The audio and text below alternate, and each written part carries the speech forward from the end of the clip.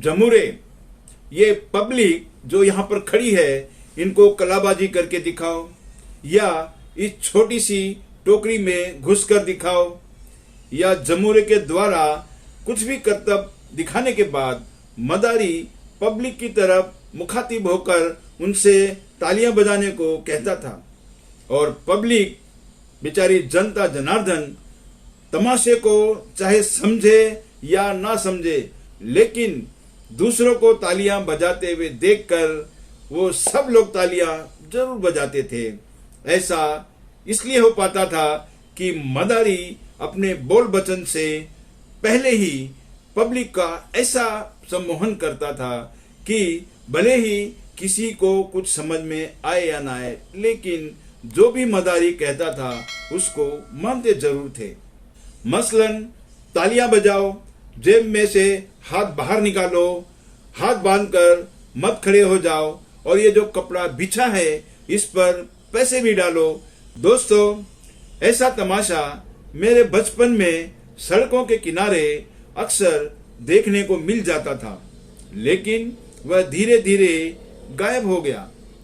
आश्चर्य की बात यह है कि सालों के बाद ऐसी ही कुछ फीलिंग्स मुझे आजकल देखने को मिल रही है। मसलन जब तालियों की जगह थालियां बजाने को कहा गया तो सारे देश ने थालियां बजाई। थोड़े दिनों के बाद दूसरे इवेंट में भी सारी बत्तियां बुझाने के बाद मोमबत्ती या दिया वगैरह से रोशनी करने के लिए जब कहा गया तो वह भी पूरे देश ने किया। इसमें डॉक्टर्स, इंजीनियर्स, साइंटिस्ट और बड़े बड़े उद्योगपति और यहाँ तक कि विद्वानों ने भी हिस्सा लिया। फिर पीएम केयर फंड में भी पैसा डालने के लिए कहा गया। किसी ने भी अपने विवेक से यह सोचने की जरूरत महसूस नहीं की यह सही है या गलत। ऐसा इसलिए हो पाया कि सब लोग सम्मोहन के वशीभूत थे। यहाँ पर मैं कुछ उदाहरण देना चाहूंगा कि ऐसा सब कुछ होता रहा, लेकिन हम सब लोग अपने विवेक से इसको सही या गलत में अंतर नहीं कर पाए। नोटबंदी जैसे कानून पर बिना किसी प्लानिंग और अर्थशास्त्रियों की सलाह लिए बगैर उस पर फैसला लेना अपने आप में किसी त्रासदी से कम नहीं था।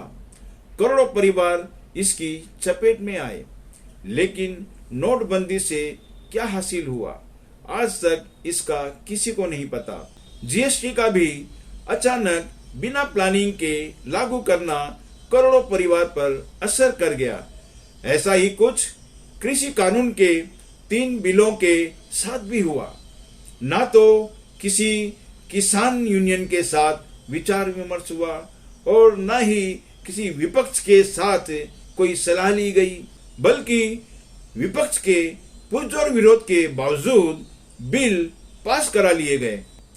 बिल पास होने के बाद किसान 1 साल से भी ज्यादा मुसीबतें झेलते हुए धरने पर बैठे रहे, जिसमें 700 से भी ज्यादा किसानों की जानें चली गई। पांडिचेरी में जिस तरीके से चुनी हुई सरकार का सत्ता पलट हुआ वो हैरत अंगेज था। गोवा और कर्नाटक भी आप लोग उदाहरण के रूप में देख सकते हैं। महाराष्ट्र में सत्ता पलट की कोशिश तो बहुत हुई।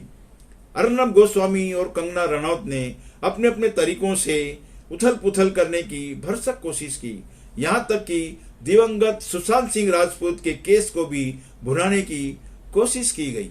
लेकिन मैं धन्यवाद करता हूँ महाराष्ट्र की सभी राजनीतिक पार्टियों के नेताओं का, भाजपा के अलावा, जिन्होंने ऐसी विपदा की घड़ी में अपने विवेक और संयम से काम लेते हुए एकता दिखाई और स्थिरता देने में कामयाब रहे। वेस्ट बंगाल में भी सारे तर्कस फेल हो गए। धन्य हो वेस्ट बंगाल की जनता जिसने विवेक से काम लेते हुए निर्णय लिया। अब फिर से 5 राज्यों में चुनाव हैं, जिसमें उत्तर प्रदेश और पंजाब महत्वपूर्ण है। अब इन राज्यों की जनता के विवेक का इम्तिहान है। किसान आंदोलन के बाद किसानों के साथ आम जनता भी बीजेपी से नाराज है। हर जगह बीजेपी के नेताओं का विरोध हो रहा है। इस बात का एहसास मोदी जी समेत पूरी भाजपा को है। मोदी जी का यहाँ पर कोई मंत्र नहीं चलता देख हमदर्दी यानी सहानुभूति का कार्ड खेलने की कोशिश हो रही है। इसके पहले भी स्वर्गीय इंदिरा गांधी और राजीव गांधी के काफिलों को भी प्रदर्शनकारियों द्वारा रोका जा चुका है। यहाँ तक कि वाराणसी में मोदी जी के काफिले को भी विरोध में रोका गया था, लेकिन इंदिरा गांधी और राजीव गांधी ने उन प्रदर्शनकारियों के साथ बातचीत करते हुए मामले को सुलझा लिया था। लेकिन पंजाब में ये प्रदर्शन मोदी जी के खिलाफ नहीं था। उन्हें तो बाई एयर रैली के लिए जाना था। उनका बाई रोड आना एकदम अचानक हुआ था। प्रदर्शनकारियों को तो ये भी पता नहीं था कि मोदी जी बाई रोड आ रहे हैं।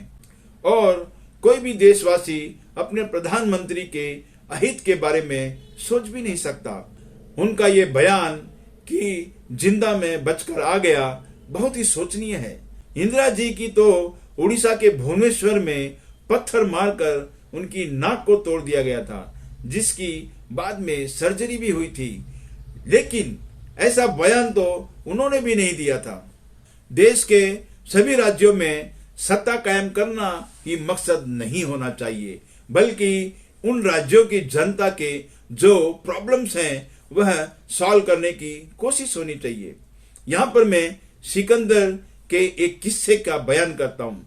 सिकंदर भी दुनिया को जीतने चला था। आखिरकार उसका क्या हश्र हुआ?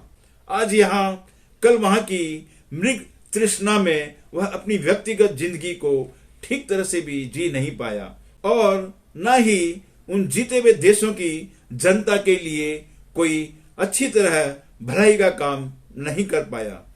और जब वह दुनिया से गया तो उसके दोनों हाथ खाली थे।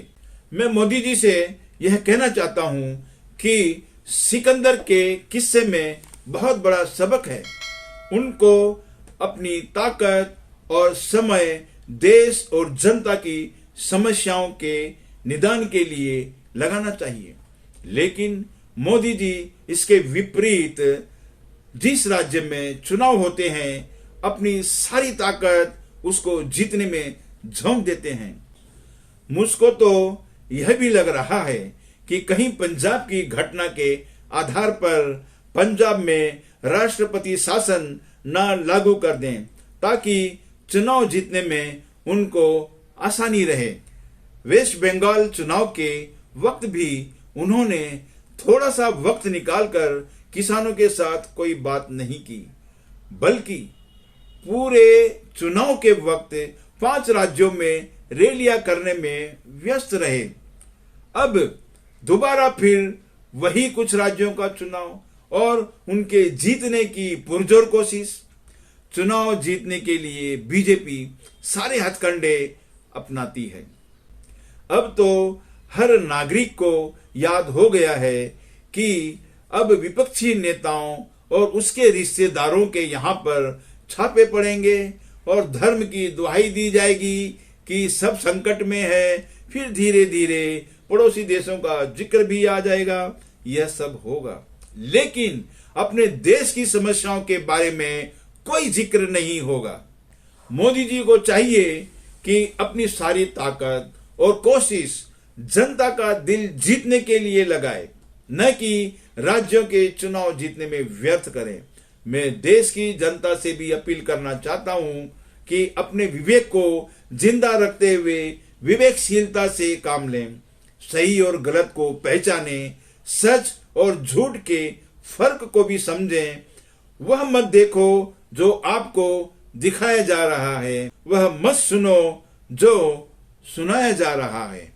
इतने भी विवेकहीन मत बनो कि आप लोगों को थालियां बजाने से और बत्तियां बुझाकर दिया जलाने की क्रोनोलॉजी भी समझ में न आए, वरना मदारी के तमाशबीनों में और हमारे बीच में क्या फर्क रहेगा।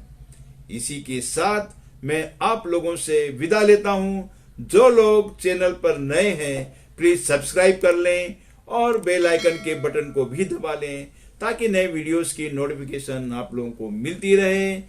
जिस किसी को ये वीडियो पसंद आया है प्लीज लाइक करें, कमेंट करें और शेयर करना ना भूलें। जय हिंद।